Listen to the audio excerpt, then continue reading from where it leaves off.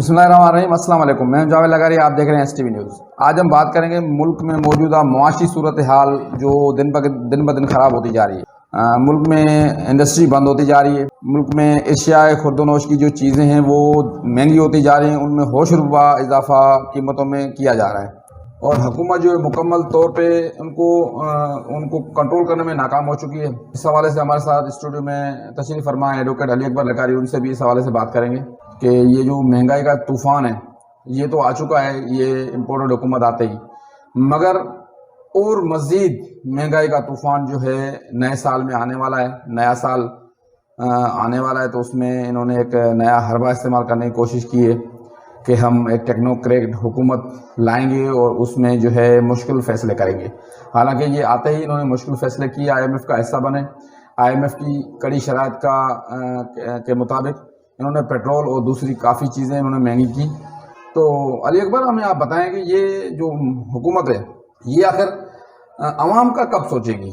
पहले भी जितनी हुकूमतें आ चुकी हैं उन्होंने क्या सोचा है आवाम का? मुल्क दिवालिया तो हो चुका है ना।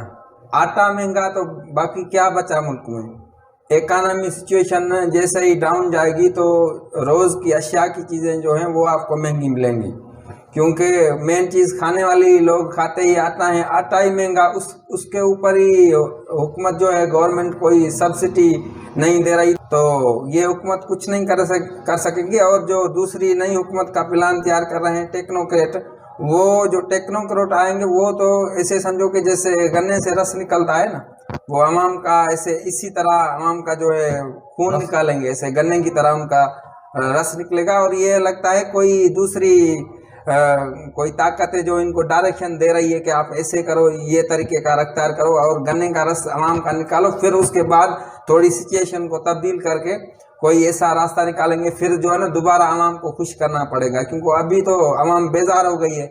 इकानमी बहरान है, मुल्क में भलाई वाली कोई चीज़ नहीं है। अवाम का जो है ना जैसे गन्ने की तरह रस निकलता है ऐसे ही ये खून चूसते रहेंगे। कोई ऐसी, मुझे तो कोई ऐसी तरक्की या कोई ऐसी चीज़ नज़र नहीं आ रही अभी तक। सर, ये तो फिर जैसे ये टेक्नोक्रेट हुकूमत की इन्होंने बात की है, टेक्नोक्रेट अगर हुकूमत आ जाती है तो उसमें ये जो मुश्किल फ़ैसले इन्होंने पहले ही कर चुके हैं, वो मज़ीद कितना ये महंगाई करेंगे, कितनी यानी कि आवाम से मज़ीद पैसा निकालेंगे। ये जो फैसले जो टेक्नोक्रेट अगर हुकूमत आ रही है तो उसमें भी ये अपनी भलाई के लिए ये चीज़ें भी कर रहे हैं, आवाम की भलाई के लिए नहीं कर रहे। क्योंकि जब टेक्नोक्रेट अगर हुकूमत आ जाती है तो अभी जो है ना हम हुकूमत को बोल रहे हैं, नवाज शरीफ के बारे में भी बोल रहे हैं, या इमरान खान के बारे में कोई बोल रहा है, कोई जरदारी साहब के बारे में, कोई किसके बारे में, तो इन्होंने ये कर दिया, बेड़ा कर दिया, डार ने कर दिया, ये कर दिया। अभी जो है ना सारा मलबा इनके ऊपर गिर रहा है।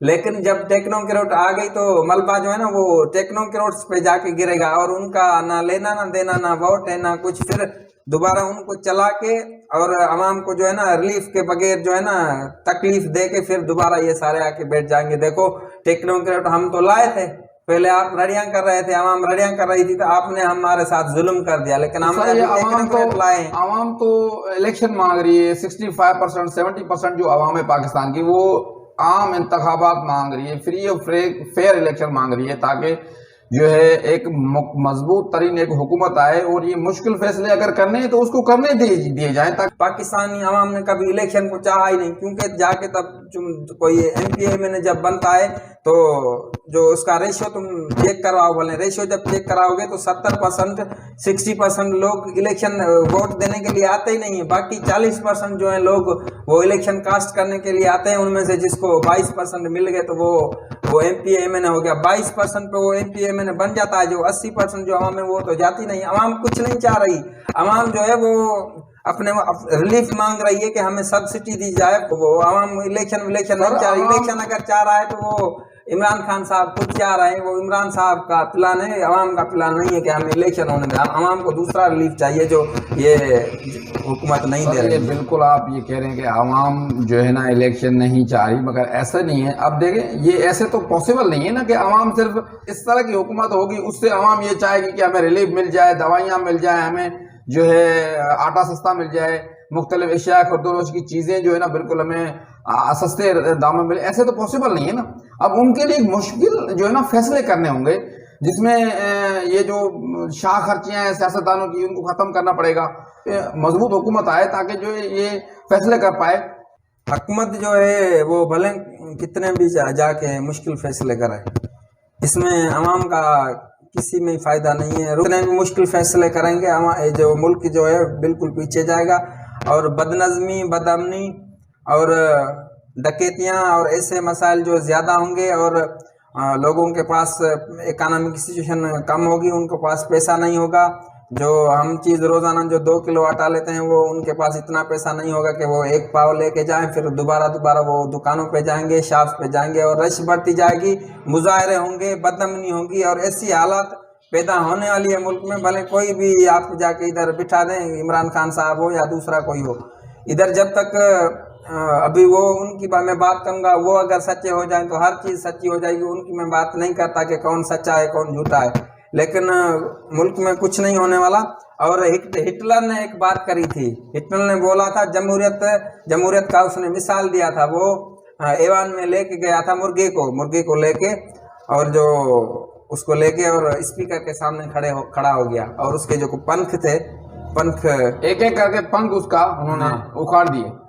तो ऐसा करके फिर उसने मुर्गे को जमीन पे छोड़ के और ऐसे दाना उसको दिया, फिर वो मुर्गा पीछे उसके साथ इतना जुल्म किया, फिर भी हिटलर के पीछे, हिटलर के कदमों में आके वो मुर्गा गिर गया। तो उसने बोला जो जमहूरियत है वो ऐसे होती है। तो अभी ये जो है हाथ से हमारी सिंध में जो है ना फ्लूड करा के और तबाही मचा के, ये सारे जो है ना घर और ये तबाह करके, लोगों के फसल तबाह करके, अभी ये हम प्लान बना रहे हैं, हम थोड़ी सी इमदाद दे देंगे, इनको रिलीफ दे देंगे, फसलों वाले लोगों को, हारियों को थोड़ा जो रिलीफ देंगे, उनको दवाइयाँ देंगे, ये चीज़ देंगे, कलर देंगे और दूसरी चीज़ें देंगे।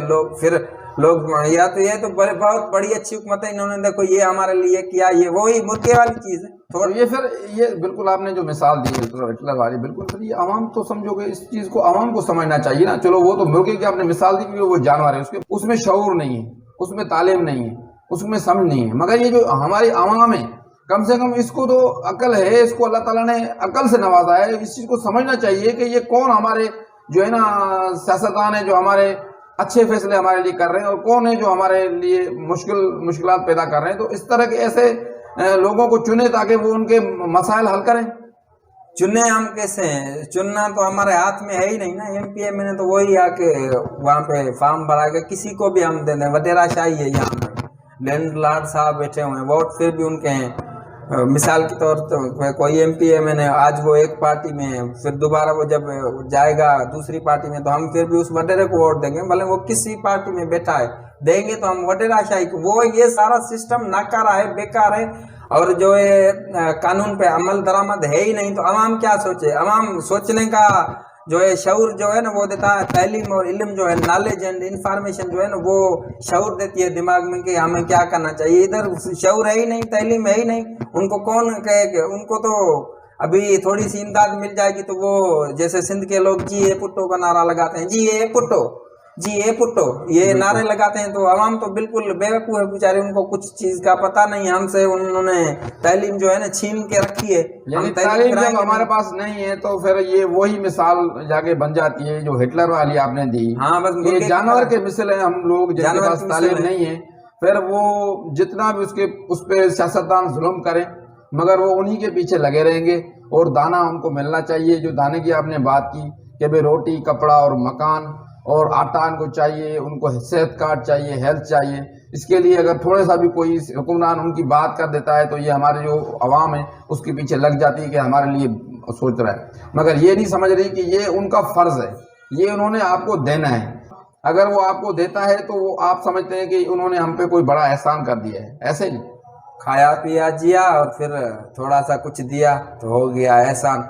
ये गरीबों का जो मुकद्दर है ना, गरीबों का जो मुकद्दर है, वो जो हमारे पार्लियामान में बड़े पढ़े लिखे बहुत अच्छे ब्यूरोक्रेट बैठे हैं, ऐसे ही बोले ना, जो MP MNA हैं तो और बड़े बड़े हैं तो हम उनको ही पढ़े लिखे बोलेंगे, क्योंकि हमारा मुकद्दर तो उनके हाथ में है। सर वो माफ करना, मगर ये सियासतदान बनने के लिए पढ़े लिखे होंगे जो शिक है ना वो तो खत्म कर दी गई। खत्म तो है, लेकिन फिर तो ये मैं तो बूढ़े भेड़िए हम पे मुसल्लत कर दिए जाते हैं, जिनके पास जीने के लिए अपनी जिंदगी भी नहीं है। आप भले उनको ऐसा बोले, लेकिन मैं उनको पढ़ा लिखा बोलूंगा, क्योंकि वो हमारा मुकद्दर तो उनके हाथ में। ये 300-400 जो लोग बैठे हैं ना अंदर पार्लियामेंट में बैठे हैं, बहुत वो बड़े बड़े फैसले करते हैं, उनका मुकद्दर, गरीबों का मुकद्दर उनके हाथ में। अगर वो अच्छे अच्छे फैसले वहां पे करना, करप्शन तो ये खुद कर रहे हैं ना। 300-400 लोग, 22 करोड़ आवाम का जो है ना वो खून को चूस रहे हैं 300-400 लोग। ये इनके हाथ में सारे फैसले करना, कानून को अच्छा बनाना, इम्प्लीमेंटेशन करना, करप्शन को खत्म करना। मेन जड़ जो है ना, कानून को अच्छी तरीके से बनाओ और इम्प्लीमेंटेशन करो और करप्शन को खत्म करो, हर चीज बिल्कुल ओके हो जाएगी। मुल्क में जो मुल्क को चलाने वाले हैं उनको तब्दील करने के लिए हमारी सोच तब्दील हमें करनी पड़ेगी, करनी हमें पड़ेगी। निकलना पड़ेगा, हमें शऊर के साथ सोचना पड़ेगा। हमें तालीम का जो फुकदान है, तालीम हमें हासिल करनी पड़ेगी और उसके बाद सोच समझकर सियासतदानों को वोट देना पड़ेगा, ताकि हम हमारे मुस्तकबिल के जो फैसले करने वाले लोग आए वो भी कुछ अहल लोग हों। आप वोट करें। बहुत शुक्रिया। हमारे साथ अली अकबर थे, उनका भी बहुत शुक्रिया, हमारे स्टूडियो में तशरीफ फरमाए। अल्लाह निगहबान। शुक्रिया।